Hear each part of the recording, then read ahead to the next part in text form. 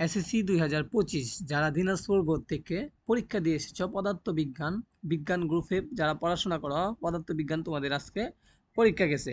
So পদার্থবিজ্ঞানের পরীক্ষার মধ্যে তোমাদের 25টা এমসিকিউ এসে থাকে। 25টা এমসিকিউ এর মধ্যে পাস করতে হলে তোমাকে 8টি এমসিকিউ হতেই হবে। তোমাদের পরীক্ষা কেমন হয়েছে তোমরা কমেন্ট বক্সে প্রথমেই এই বিষয়টা জানাও এবং এমসিকিউ এর সমাধান দেখার জন্য ভিডিওটা দেখতে থাকো। আমি আরেকটা বিষয় তোমাদের ক্লিয়ার করি, তোমরা যারা এখনো এই চ্যানেলটাকে সাবস্ক্রাইব দিয়ে রাখো না, অবশ্যই সাবস্ক্রাইব দিয়ে রাখো, নোটিফিকেশনটা অন করে রাখো যাতে ভিডিও দেওয়ার সাথে সাথে পেয়ে যাও। দেখো এনে প্রত্যেকটা বিষয়ের এমসিকিউ এর সমাধান করে দেওয়া হয়ে থাকে। আমরা যদি দেখি কৃষি থেকে ধরে এবং সাজেশন দেখো, এনেকে সাজেশন দেওয়া হয়েছিল এমসিকিউ সিলেট বোর্ডের ইসলাম শিক্ষা।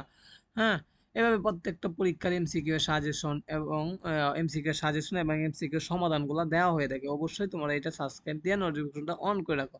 তোমরা দেখার জন্য ভিডিও অপশনে আসবা। লেটেস্ট ভিডিওতে তোমরা 9টি বোর্ডের পরীক্ষা হয়, যে যে বোর্ড থেকে পরীক্ষা দেও সেই বোর্ডে দেখতে পারবা। আর যারা পিকচার আকারে এভাবে দেখতে চাও তোমরা অবশ্যই ফেসবুকে এসে লিখবা যে টিচ রোমান। যখন লিখবা এটা লিখার পরে এই পেজটা আসবে, তোমরা ফলো দিয়ে রাখবা। এই পেজে তোমরা পিকচার আকারে সবার আগে দেখতে পারবা। আশা করি তোমরা বিষয়টা বুঝতে পারছো, তোমাদের এমসিকিউ এর সমাধানগুলা কিভাবে দেখবা।